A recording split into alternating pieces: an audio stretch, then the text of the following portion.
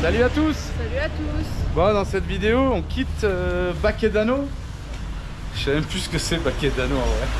À Baquedano, Julien cherche encore des pneus. Non, c'est pas à Baquedano les pneus, si. Si, mais ils sont un peu trop grands pour le man. Ça pourrait faire sympa, mais ils sont un peu trop grands. Ensuite, eh ben, on traverse le désert d'Atacama. On croyait que c'était une piste, mais en fait c'est une route bien carrossable. Grave. Mais ça passe par les mines et pour ceux qui ne savent pas ce que c'est une mine de lithium, vous allez voir. Ouais, vous allez voir, ils sont pas très contents les Chiliens d'ailleurs. Comme beaucoup de monde je pense. Ouais. Et on arrive à Paine, de l'autre côté du salar d'Atacama, parce que dans le désert il y a le salar. Et de Paine, on part prendre une piste direction le cratère de Monturaqui. Et voilà la piste quoi. Ah ouais, bah là on a fait un petit peu de off-road. C'était chasse au trésor aussi, vous savez pas trop où il fallait passer. Ah grave, au niveau de la route, ouais, au niveau de la piste, fallait tourner à un certain pylône qu'on n'a jamais trouvé. Mais en tout cas la piste était vraiment chouette. Et flippante, oui. Bah vous verrez dans la prochaine vidéo le petit bivouac qu'on s'est fait, c'était vraiment sympa. Allez, bonne vidéo, à bientôt. Bonne vidéo, ciao. Ciao. Bienvenue sur la chaîne XCG Family, où vous pourrez suivre notre aventure.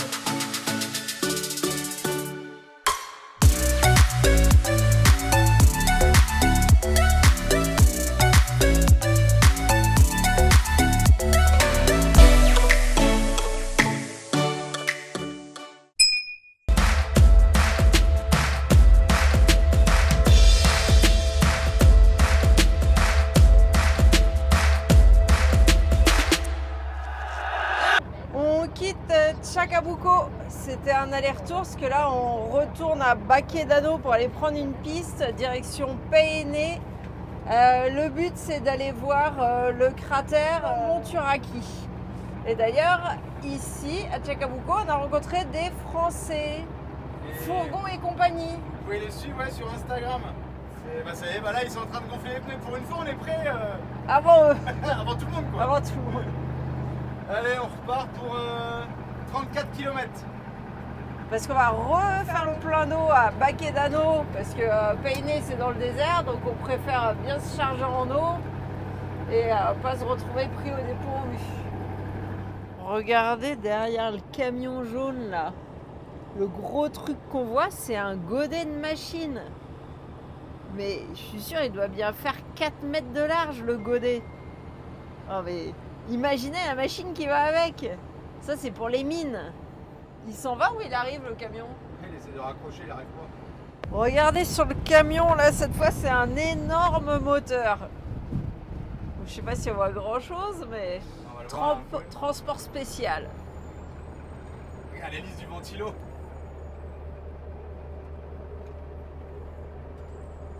Regardez, en France, en convoi, il faut enrouler à 70 km/h. Le mec il fait 4,50 m de large.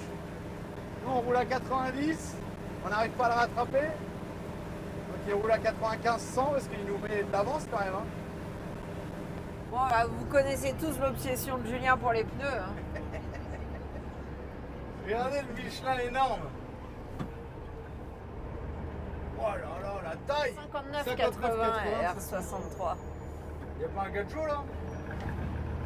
Va voir là-bas à l'usine. Bon, ici ils peuvent rien faire. Et je dis putain, mais vous en avez là, vous allez les voir. Je vais tourner vers les pneus là. Ils en ont qui rechappent, qui refont la vulcanisation. Je sais pas si vous voyez là les Michelin là. Ils sont rechappés et revulcanisés. On voit bien qu'ils sont travaillés. Et en fait, ils font que sur du gros, ils m'ont dit.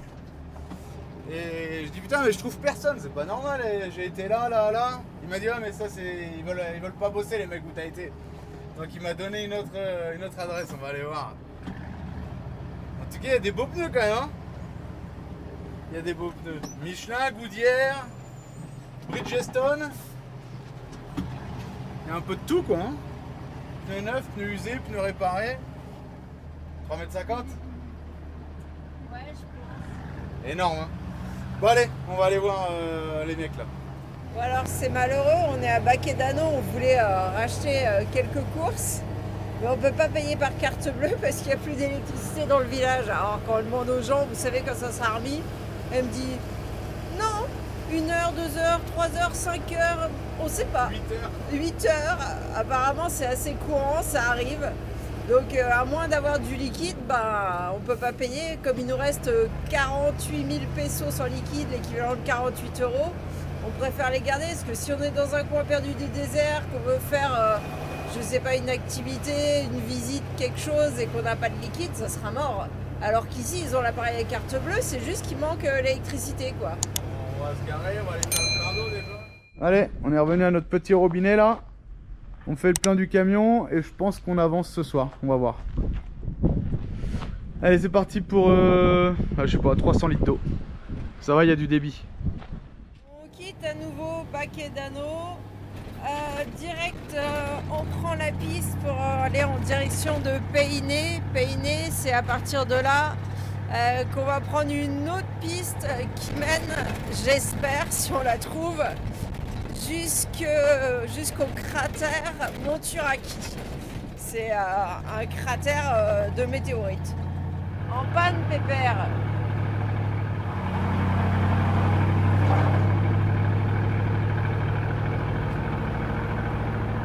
Bon, allez, on continue, mais encore une fois, c'est une route qui monte. C'est tout le temps des routes qui montent.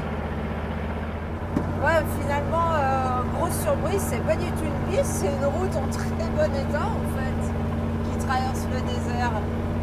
Donc, direction Peine, 220 km.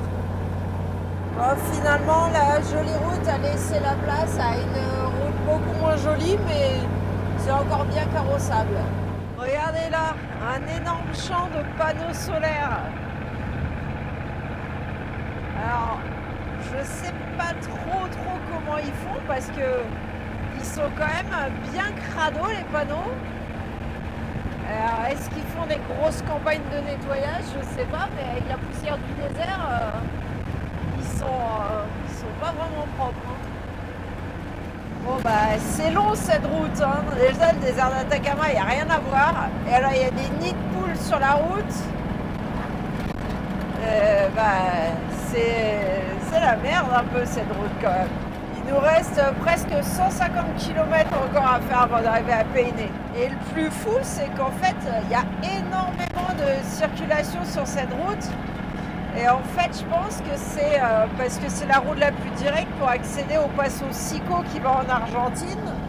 Et le Paso Sico est seulement ouvert au transport de marchandises. Il n'est pas ouvert au tourisme. Donc ça doit être une des routes principales prises par les camions. C'est pour ça qu'elle est certainement en si mauvais état aussi.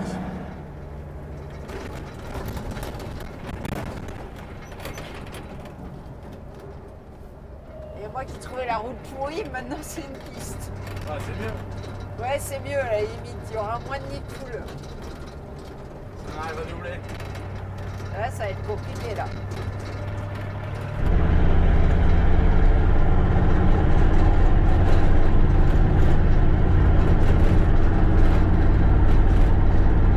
Et on est monté quasiment à 3000 mètres et maintenant c'est la descente. Tout ça pour remonter encore après. C'est infernal la route du Chili. J'aurais dû faire un viaduc. Et là, d'un seul coup, en plein milieu du désert, la route elle est toute neuve. C'est quand même vraiment bizarre. Il y a toutes les mines de lithium autour là. Ouais, il y a plein d'endroits où on voit que le sol est complètement creusé, retourné. Et ouais, sûrement ça doit être lié aux mines de lithium. C'est bizarre. Là ici, c'est le salar d'Atacama. Alors c'est pas un beau salar tout blanc. Et ce qu'on voit autour de nous, c'est le salar. Et c'est pour ça qu'ils viennent chercher le lithium ici, puisque ça se concentre dans les salars. Allez hop, on remonte sur la vraie route. Ah non, on change de côté pour la piste. Il nous reste 55 km.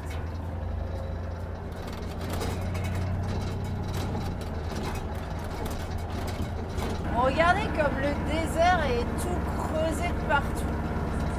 Il y a des tuyaux, mais depuis je sais pas combien de temps on longe ces tuyaux. J'imagine que c'est lié à des mines, hein, parce que de toute façon, il n'y a que ça ici. certainement mine de lithium vu qu'on est dans le salar. Et je sais pas si ça sert à transporter les restes une fois qu'ils ont extrait le lithium, ou si ça sert à ramener de l'eau ou un liquide quelconque pour le processus, j'en sais rien. Il y a plein qui sont déconnectés, ça, c'est stocké là. Mais ouais, c'est Parce que bizarre. personne C'est peut-être en cours. Regardez tous les tas, les stockages là. Je sais pas ce que c'est. Bon, on va pas pouvoir rentrer là, je pense. Faut faire le tour, on va quand même poser la question. Le tour de quoi? Le tour de cette partie-là. Et comment on fait le tour? Il y a une route. Le mec il est derrière, mais qu'est-ce qu'il branle là? Mais par où il fallait passer alors? Là à droite. Mais il y a un détour. Ah, Maman,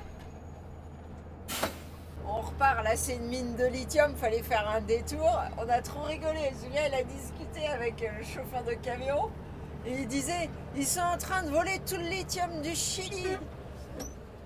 Et après, Bene! il demande c'est quoi les tuyaux, il dit bah c'est pour de l'eau. C'est pareil, ils sont en train de voler toute l'eau du Chili. Grave! Toute l'eau et tout le lithium! c'est pour ça qu'il y a un désert. Parce que la plupart des mines, c'est pas des mines chiliennes, c'est des mines européennes ou autres. Oui, ils sont sympas les chauffeurs, ils nous expliquent tous par où passer, il fallait faire un détour. Il a dit que tout le salar était tout contaminé et que c'était dangereux pour la santé. Bon allez, finalement il fallait tourner ici, sur ce petit dévio, la petite déviation. Et les Chiliens, ils ont les boules, hein, que ça soit pas le Chili qui exploite les mines. Hein. Non, ils ont les boules. Que le salar ça a explosé, je pense. Bah, ils ont peut-être les boules, ouais, mais. Et là, il a dit ils sont en train de nous voler tout le lithium et nous voler toute l'eau. Et que le salar était dangereux pour la santé. Avec tout ce qu'ils emmenaient comme. Alors de la flotte avec du sel, ils disaient. Je vais regarder comment on extrait le lithium. Il a dit c'est encore plus dangereux que l'acide. Je sais pas. Là, tout est contaminé là. Regardez ceux qui veulent acheter une voiture électrique. Le désastre qu'il y a dans tous les salars comme ça là. Toutes les machines qui font des tranchées pour ramener de la flotte. Tous les camions qui ramènent de la flotte, de l'acide, je sais pas quoi. Toutes les machines qui extraient les matériaux. Tous les minibus qui importent le personnel. Tous les camions qui emmènent le produit à transformer ou déjà transformé, je sais pas où. Ben, imaginez, à la fin, la voiture elle est loin d'être écolo. Hein. Très très loin d'être écolo. Hein. Parce que tout le pétrole qui est usé pour extraire et pour emmener les gens travailler et pour amener l'électricité ici, amener la flotte, tous les camions qui font des allers-retours jour et nuit, on est loin de l'écologie. Il y a quelqu'un qui nous avait marqué, j'appelle ça de l'escrologie, je crois. C'était pas mal ce terme. Regardez d'un seul coup, on sort du salar, il y a de la verdure et juste en haut là-bas sur la colline, là, il y a la petite ville de Paine. Bienvenue à Paine. Du maïs. Je sais pas, c'est super bizarre de voir du vert alors que il n'y avait rien jusque là. On aurait bien roulé hein. Ouais, on a bien roulé. Regardez les bus pour aller à la mine. Et je vous ai pas dit, il y avait un aérodrome aussi dans la mine. Ça doit être une ville minière, non? Bon, par contre, amigo. faut qu'on regarde où on dort aussi. Regardez les pilules. Il y a du monde à droite ou pas, Marie? Il n'y a pas Non, il n'y a de... personne. Si, à Paine, il y a des sources d'eau naturelles. Il n'y a pas de l'acide dedans? Non, je pense qu'il y a de l'acide dedans. Maintenant, on est traumatisé depuis qu'on a vu tous les wagons qui transportaient de l'acide pour les mines de cuivre. Ouais. Bon ben voilà, la petite ville de Paine. Compamiento prohibido la entrada. C'est pas là. C'est quoi ce bazar? Fallait prendre la route extérieure. C'est quoi ce bazar? T'as dit ça, mais pour le favor, là on arrive chez quelqu'un ou quoi? Ouais, là t'es chez quelqu'un, mon gars.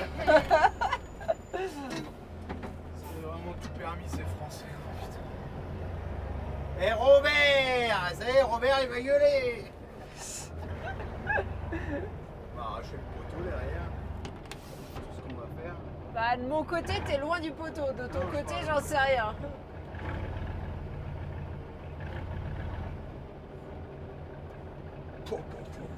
Quelle manœuvre! Félicitations. Quelle manœuvre! C'est demi-temps dans un mouchoir de poche avec ce bazar. Merde! Pas d'entrée de touristes, merde! Bon, c'était pour le Covid-19, ils auraient pu l'enlever là au panneau quand même. Oh la vache! J'étais persécuté ici aussi. Bon, ben voilà, ça y est, on a trouvé la vraie entrée à la ville de Payné. Mais on sait pas où on va dormir par contre. Sur le Salar. Petite ville, mais alors ça grimpe dur. Hein.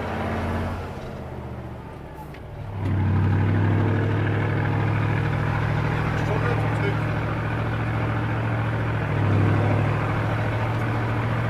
On va mettre toute partie là, tout.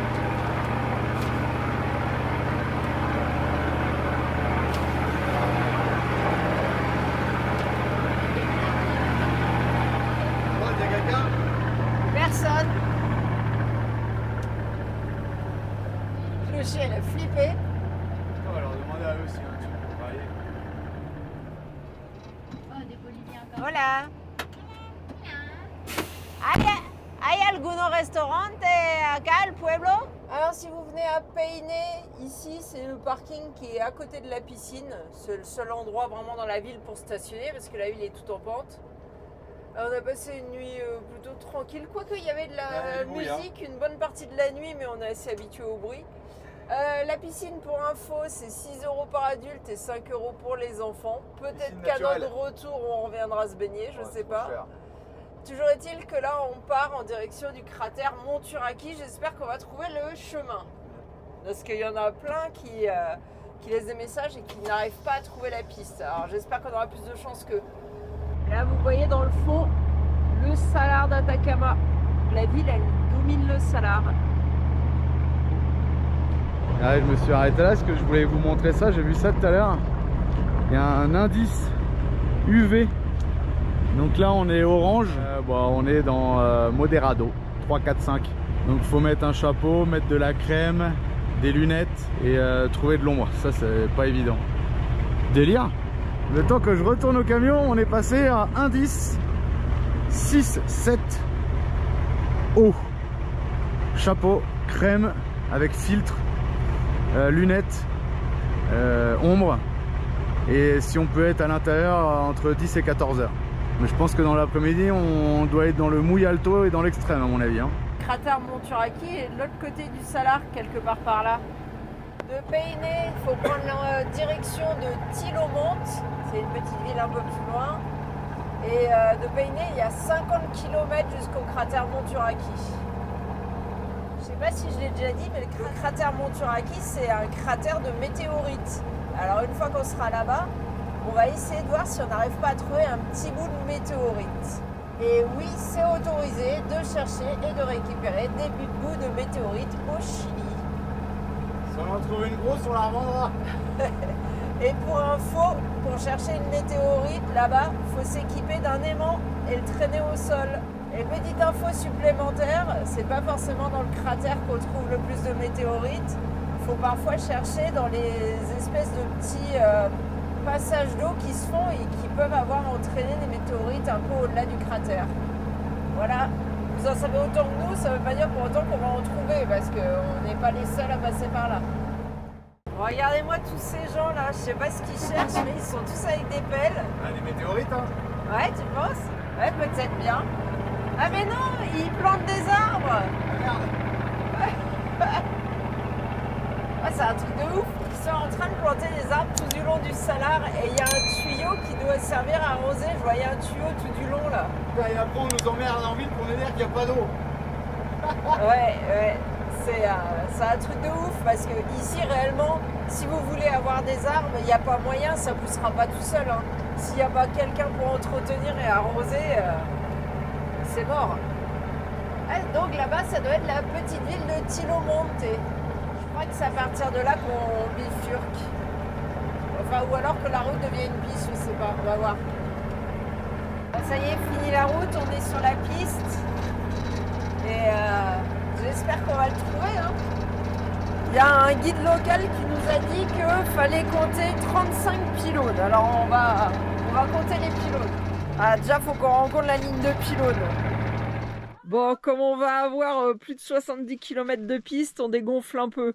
C'est pas qu'on en a envie, mais ça protégera un peu les pneus. Ça évitera qu'on se retrouve encore avec des hernies. Ah bah récupère ta crotte avant de la perdre. C'est très très mou sur le bord de la piste. Qu'est-ce que tu dis? Je me demande s'il est pas crevé celui-là. On avait que 4 kilos au lieu de 6,5. Ouais. Non, 6. 6? Ouais, 4 kilos. Ah, on doit avoir 4,5 kg que j'ai dégonflé un peu. Bizarre. Bizarre, bizarre. Bon, en tout cas, j'ai mis 4 kilos à l'avant et 4,3 kg à l'arrière. On va se retrouver à changer un pneu là-bas, tu vois. On quitte la partie plate pour commencer à monter un peu. Il y en a qui ont laissé un message sur Overlander pour dire que c'était pierreux. On va voir. On est à 2600 mètres d'altitude. Ça grimpe raide. Alors jusqu'à maintenant, la piste est relativement bonne. Un peu sableuse quand même. Mais avec un 4x4, c'est pas un problème. Et dans le fond, on a vu la ligne de pylône, parce que la ligne de pylône, ça correspond à l'endroit où il faut tourner pour aller vers le cratère. Et ensuite, on suit la piste qui longe les pylônes. Donc déjà, je pense qu'on est sur la bonne voie, puisqu'on a vu les pylônes dans le fond. Allez, encore 14 km pour rejoindre le cratère. On arrive à la ligne de pylône, c'est là qu'on tourne. Et normalement, on doit compter 35 pylônes et au 35e pylône, c'est là que tourne à nouveau la piste vers le cratère. J'espère qu'on va pas la louper. Par contre, on suit vraiment les pylônes apparemment. Non, mais elle fait le tour, hein, on passe par là. Hein. Là, Non. elle est fermée, il me dit là. Non, il faut contourner, elle est trop raide cette piste-là. Il faut qu'on prenne l'autre piste qui contourne la montagne là, juste GPS, avant. il me disait là. Ouais, je veux bien croire que le GPS il disait là, mais là non. Ça va être difficile à compter les pylônes là. Bah, on va faire de notre mieux. Ah, parce que ouais, on voit Là, que elle est fermée, la piste. on voit que la piste des pylônes elle est plus en très bon état et en plus elle est hyper raide par endroits là. Hop. Accès Posso. Il est marqué là. Je sais pas ce que c'est Posso, mais. Ah, Ouais, mais je sais bien, est-ce que Posso c'est le cratère? Est-ce que c'est un trou finalement? Ok, bon. On tombe juste avant et on essaye de compter. On suit une petite piste du coup qui contourne un peu la montagne mais qui longe quand même les pylônes. Elle n'est pas aussi marquée que la piste qu'on suit depuis tout à l'heure. Donc 4x4 obligatoire et j'espère qu'elle va rester bien visible jusqu'au bout, quoi. Bon, là il y a des petites marches.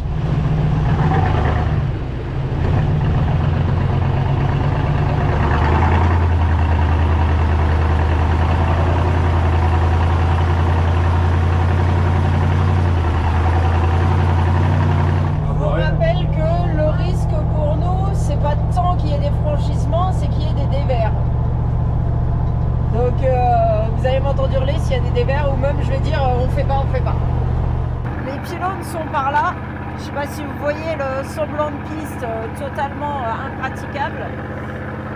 Et nous notre piste continue par là. Donc c'est peut-être encore un petit dévio, une petite déviation qui rejoint après, on n'en sait rien. Bah après, on suit la piste, on verra bien. Les pistes des pylônes c'est pour les installations en général. Ouais, c'est ça, les pistes des pylônes, c'est pas les installations.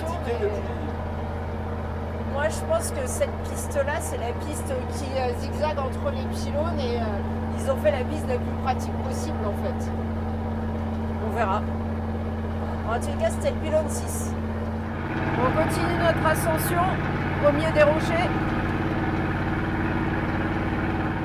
Alors, il y en a qui se demandent peut-être si on n'est pas un peu à moitié fou de faire ça. Bah vous n'avez pas complètement tort quand même, parce que c'est vrai que si nous arrivait quelque chose, c'est un peu la merde. Mais bon, il y a quoi 30 km jusqu'à la première ville. Même si on est en plein désert, si vraiment il nous arrivait quelque chose, on pourrait les faire à pied au pire des cas, en vélo. Il n'y a plus de vélo. Il nous reste un vélo, quoi qu'il est quand même un peu petit. Oh là, ça fume, ça fume. Mais si vraiment on voit qu'à un moment on a vraiment un risque ou quoi, on ne le prendra pas. Hein. Vous savez comment on est, on fait attention. Julien il a l'habitude du camion, des dévers. Donc on y va tranquillement et puis si ça va pas et on n'ira pas et c'est tout. Mais on sait qu'il y a d'autres personnes qui sont déjà allées en camion, donc c'est pour ça qu'on se dit que ça doit être possible. Si on est sur la bonne piste. Si on est sur la bonne piste évidemment. Mais c'est vrai que d'une année à l'autre, les pistes elles peuvent changer complètement. Hein. Les derniers qu'on connaît personnellement à y être allés, c'était il y a un an. Allez regardez, je vous fais quand même le beau paysage parce que là on domine tout. Secours. Non, j'ai pas dit qu'on avait plus de routes de secours parce qu'en réalité, on a 2 routes de secours mais qui sont au moyen état. Il y en a une, elle est unernie et l'autre, elle a une grosse fissure, mais elle n'est pas crevée. Oh, le pneu qu'on a acheté, il est crevé, on l'a pas fait réparer. Ah merde, c'est vrai qu'on a laissé l'autre. Ah ouais, j'avais oublié. Bon, bah, on en a au moins une qui est à peu près en état. On a une neuve sur la jante. Oui, on a aussi une roue complète neuve. Bon, sans certitude, mais je crois que ce pylône-là, c'est le numéro 11. Il en reste encore un paquet à passer.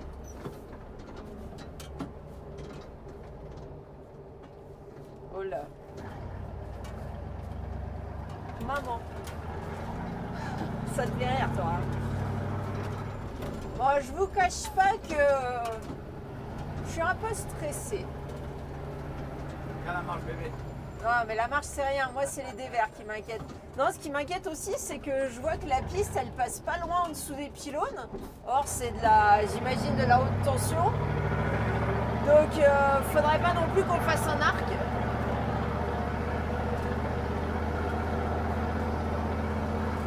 Ah, regarde, c'est trop bas, là. Non? C'est dans le virage, dans le creux, Marie. Ah ouais. Touche pas la ferraille. Je sais pas la ferraille. Pas de ferraille. Non. Touche à rien, pas de ferraille. Touche pas la ferraille. Maman, maman. Il n'y a pas de la ferraille surtout. Oh non, c'est pas de la ferraille. Ouais, ça va, c'est quand même haut au-dessus. C'est très haut. Maman de la ferraille. C'est lui qui était tout aussi de la ferraille. Attention là, dans le trou là. Elle a aussi ça. Oh, oh. Elle a ça aussi.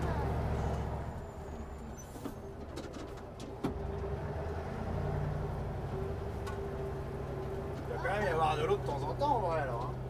Ils ont dit ça dépend des zones du désert. Il y a des zones qui n'ont jamais vu l'eau. Mais d'autres, oui. Oh là là, j'ai trop peur. Elle a servi la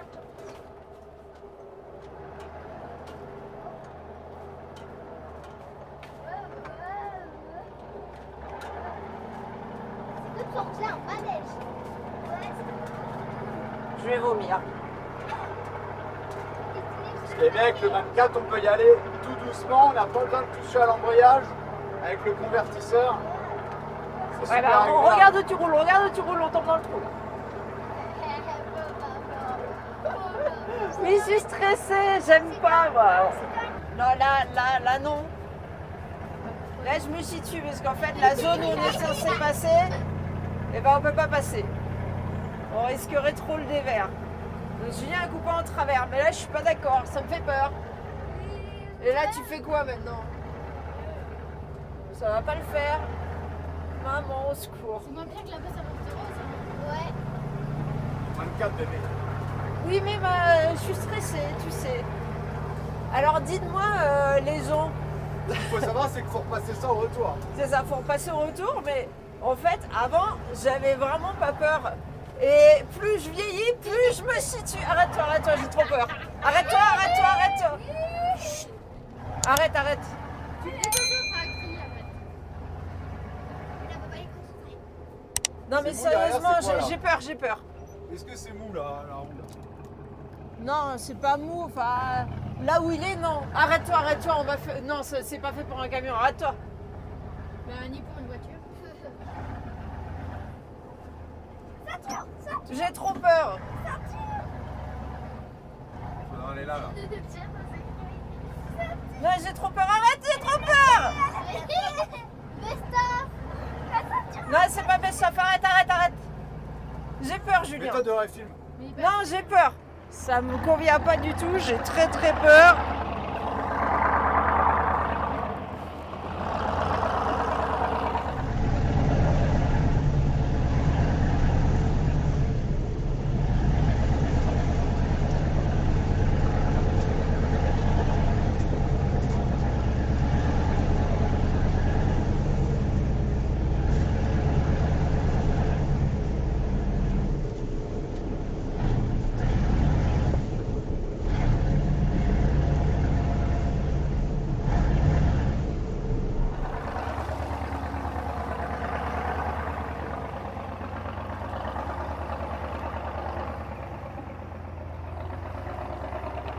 Parce que ce qu'on passe à l'aller, il faut le passer au retour. Et je voudrais pas qu'on se couche bêtement.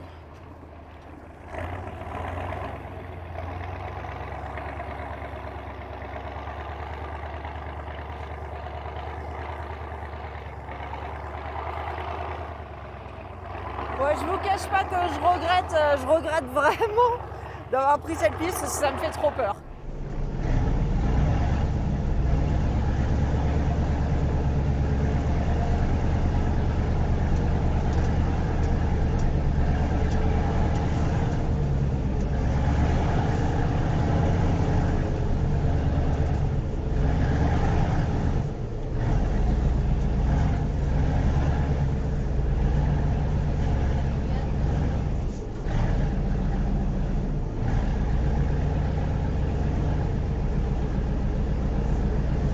La roue arrière, elle est où, hein?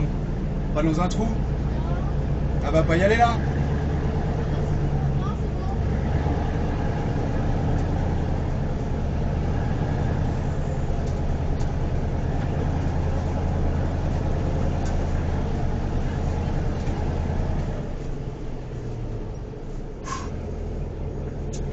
Là, c'est un peu chaud quand même.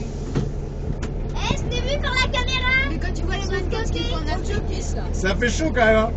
Comment on va faire pour redescendre ça? Alors comme dit Julien, je fais de lui là. Voilà, on serait potentiellement au pylône 14, sans certitude. Le GPS nous dit de tourner, on regarde une vue satellite à moitié floue qui a l'air de vouloir dire qu'il faut qu'on tourne parce que le cratère est en diagonale derrière nous. Je pense pas qu'on soit au 35e pylône, mais comme on les voyait pas tout le temps, les pylônes, j'ai pu en rater, mais pour moi on était au 21e ou au 22e. On va tourner, on verra bien. Hein. De toute façon, si le cratère est en diagonale derrière nous, bah, on va pas continuer à avancer. Pourquoi vous envoyez pas le drone? Parce qu'il y a 3 km. Et que passer, je sais pas, 2 km, on perd le retour visuel du drone. Et qu'en plus, quand on vole avec le drone au niveau des volcans, il y a toujours un risque. Parce que c'est fort chargé en fer et ça peut perturber le signal. Bon, on y va tranquille. Je pense que le pire moment, enfin j'espère le pire moment de la piste est passé parce que sinon je vais décéder avant d'arriver. Il faut le refaire. Il faut le refaire, mais là pour l'instant laisse-moi me remettre de mes émotions. Ouais, on va dans la bonne direction par rapport à Google Maps déjà. Et à Maps.me. On y va tranquille parce qu'il y a beaucoup de roches. On ne voudrait pas qu'il nous arrive quelque chose avec les pneus. Le mot interdit. Ça faisait un petit moment qu'au loin on voyait cette grosse pierre noire. Je me demandais ce que c'était. Et en fait, c'est pas une grosse pierre noire, c'est des gens qui ont construit, je sais pas, un espèce de mur pour se protéger du vent, je pense. Et ça doit correspondre à ce que sur Overlander, il y avait marqué abri pour poser une tente. Ben, je pense que c'est ça. C'est bizarre, hein? Bon, je crois qu'on est arrivé au cratère Monturaqui, à notre droite, enfin à peu près devant maintenant. C'est un très gros cratère. Et ben, on a mérité d'arriver là. Hein. c'était dur pour moi. On peut descendre dedans. On peut descendre dans le cratère, ouais, si on veut. Ouais, regarde. En attendant la prochaine vidéo, vous pouvez aussi nous suivre sur Instagram et Facebook.